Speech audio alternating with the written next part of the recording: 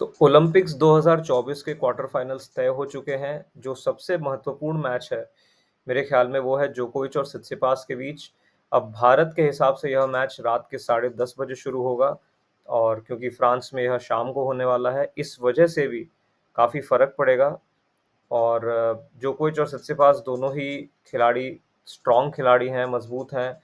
और जोकोविच इस वर्ष उन्होंने इतना अच्छा परफॉर्म नहीं किया है। इस वजह से मुझे ऐसा लगता है कि यह मैच बहुत करीबी हो सकता है और कोई भी जीत सकता है। हालांकि अगर पेपर पे हम बात करें तो जोकोविच काफ़ी अच्छा परफॉर्म करते हैं सित्सिपास के खिलाफ। कुछ मैचेस जो पहले हुए हैं वो करीबी हुए हैं, लेकिन फिर भी जोकोविच को अंततः जीत हासिल हुई है उनमें भी। तो चलिए एनालाइज करते हैं, विश्लेषण करते हैं इस मैच का और साथ ही साथ थोड़ी सी बात करेंगे ज़्वेरेव और मुसेटी के मैच के बारे में भी।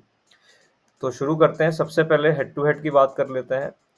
तो जोकोविच काफ़ी आगे हैं, 11 मैचेस वो जीते हैं और सिर्फ 2 मैचेस हारे हैं सित्सिपास से। और जो मैच वो हारे थे सित्सिपास से वो शायद 2 से 3 वर्ष पहले था। तो पिछले कई वर्षों से वो मैच हारे ही नहीं हैं सित्सिपास से। और एक और महत्वपूर्ण जानकारी यह है कि क्ले पर 5 बार भिड़े हैं जोकोविच और सित्सिपास आपस में, और उसमें भी जोकोविच पाँचों बार जीते हैं। और पर एक बात यहाँ पर ज़रूर कहनी चाहिए कि जो फ्रेंच ओपन में जो 2 मैचेस हुए थे, दोनों ही मैचेस बहुत ही करीबी रहे थे। दोनों ही मैचेस 5वें सेट तक गए थे। और अभी पिछले मैच में तो जैसा कि आप जानते हैं जोकोविच पहले 2 सेट हार गए थे और ऐसा लग रहा था कि सित्सिपास फ्रेंच ओपन जीत जाएंगे, लेकिन जोकोविच ने फिर भी किसी तरह वापसी की और 5 सेटों में उस मैच को और फ्रेंच ओपन को जीता। तो यह है क्ले की बात। अब बात करते हैं लास्ट मीटिंग की। तो पिछली बार भिड़े थे ऑस्ट्रेलियन ओपन 2023 के फाइनल में, जिसमें जोकोविच ने 3 सेटों में सीधे सेटों में जीत हासिल की थी। तो यह है हेड टू हेड। तो देख के आप समझ सकते हैं कि जोकोविच काफ़ी आगे हैं। हालांकि क्ले पर सित्सिपास ने परेशान किया है जोकोविच को, और इसी वजह से मुझे ऐसा लग रहा है कि क्योंकि जोकोविच अभी उतना अच्छा नहीं खेल रहे हैं, तो हो सकता है आज भी सित्सिपास उनको बहुत परेशान करें। अब मुख्य बिंदुओं की अगर बात करें, तो जैसा कि मैंने कहा सित्सिपास अच्छा खेल रहे हैं और उन्होंने जोकोविच को परेशान किया है पहले भी। तो मैच करीबी हो सकता है। जहाँ तक दबाव की बात है, तो मुझे ऐसा लगता है कि दबाव जोकोविच पर है पूरी तरह से, क्योंकि वह स्वर्ण पदक जीतने के लिए जा रहे हैं। और उनकी एज के हिसाब से जिस मोड़ पर वो हैं अपने करियर के, दबाव काफ़ी होगा उनके ऊपर इस मैच को जीतने का, और यहाँ से चीज़ें आसान नहीं होंगी। यह मैच है, उसके बाद अगर उन्हें फाइनल्स जीतना है तो हो सकता है कि अल्कराज को भी उन्हें हराना पड़े। तो यहाँ से जो है उनके लिए चीज़ें काफ़ी मुश्किल होने वाली हैं, और इसलिए एक-एक मैच उनको बहुत अच्छा खेलना पड़ेगा। जो उनका कल का मैच था वो भी मैंने देखा था, तो उसमें मुझे ऐसा लगा कि उनकी परफॉर्मेंस उतनी अच्छी नहीं थी। उससे ज़्यादा अच्छी उनकी परफॉर्मेंस नडाल के साथ थी, क्योंकि नडाल के साथ चाहे वो उनका फोरहैंड हो चाहे बैकहैंड हो, दोनों अच्छे पड़ रहे थे, सर्विस भी अच्छी पड़ रही थी, ड्रॉप शॉट्स भी वो इस्तेमाल कर रहे थे। तो काफ़ी अच्छा उन्होंने एक बैलेंस्ड गेम खेला था नडाल के साथ। बट कल फिर मुझे ऐसा लगा कि थोड़ा-सा पैसिव खेल रहे थे, आक्रामक रूप नहीं दिखा रहे थे और डिफेंसिव खेल रहे थे। उस वजह से होता क्या है कि अगर आपके सामने कोई बहुत ही अच्छा खिलाड़ी आ जाए, जैसे अल्कराज हो गए, ज़्वेरेव हो गए, सित्सिपास हो गए, और अगर वो एग्रेसिव खेलते हैं, तो जोकोविच के लिए काफ़ी मुश्किल होगा डिफेंड करना और उस मैच को बचाना, क्योंकि जोकोविच का जो अभी मूवमेंट है, वो उतना अच्छा नहीं है। और इंजरी से अभी-अभी वापस भी आए हैं। तो अभी उस फ्लो में वो नहीं है कि डिफेंड करते रहें और लगातार डिफेंड कर पाएँ। तो कुछ पॉइंट्स इधर-उधर वो अच्छे खेलेंगे डिफेंस के भी, और कुछ पॉइंट्स आक्रामकता के भी अच्छे खेलेंगे, लेकिन इन द एंड जो उनकी जो कंसिस्टेंसी है, वो पूरी तरह से अभी नहीं लौटी है। इस वजह से मुझे लगता है कि उन्हें और मेहनत करने की ज़रूरत है और इस मैच में उन्हें शुरुआत अच्छी करनी है, क्योंकि एक और फैक्टर ये है कि यह एक 3 सेट का मैच है। तो जोकोविच के पास समय उतना नहीं होगा। अगर वो एक अच्छी शुरुआत नहीं दे पाते हैं, तो फिर वापसी करने के लिए उनके पास ज़्यादा समय नहीं होगा, और सित्सिपास अपने फोरहैंड का यूज़ करके, एग्रेशन का यूज़ करके मैच को ख़त्म कर सकते हैं। इसलिए बहुत आवश्यक है कि जोकोविच एक अच्छी शुरुआत करें, अपनी सर्विस होल्ड करते चलें और फिर धीरे-धीरे चांसेस क्रिएट करें मैच को जीतने के लिए। और दूसरी चीज़ ये है कि यह मैच शाम को होने वाला है, जो कि मुझे लगता है कि कहीं न कहीं जोकोविच की मदद करेगा, क्योंकि शाम को जो है गर्मी उतनी नहीं होगी, तो गेंद में उतना उछाल नहीं मिलेगा, टॉप स्पिन नहीं मिलेगा। उस वजह से जोकोविच को कंट्रोल करने में आसानी होगी शॉट्स को, और कोर्ट थोड़ा-सा स्लो भी हो जाएगा क्योंकि हेवी कंडीशंस हो जाएँगी। तो उस वजह से जो बॉल है वो स्टक करेगी क्ले पर, और इससे होता ये है कि गेम थोड़ा-सा स्लो हो जाता है और एक्यूरेसी की ज़रूरत पड़ती है पॉइंट को जीतने के लिए, रैलीज़ लंबी हो सकती हैं।